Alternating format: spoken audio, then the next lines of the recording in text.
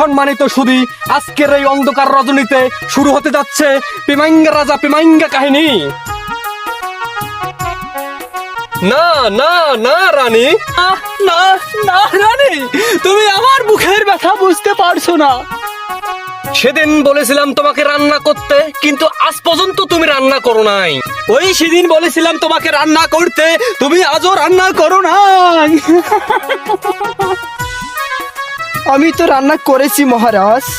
এই তোমার রান্না রানী, তুমি তরকারি দাও না নুন, চুলায় দাও একটু একটু করে আগুন। তোমার এই বিষাদ রান্না খেয়ে আমার পাকস্থলী পুরো হয়ে গেল দ্বিগুণ। না না না রানী। আচ্ছা আচ্ছা মহারাজ, আপনি মন খারাপ করবেন না, আমি চা নিয়ে আসতেছি। না না না রানী না, সেদিন তুমি চাতে দুধের বদলে দিয়েছো তুমি আঠার গুণ, চিনির বদলে দিয়েছো তুমি নুন। সেই নুন খেয়ে আমার বাজনা যে হয়েছে আরে টুন টুন টুন। না রানী না।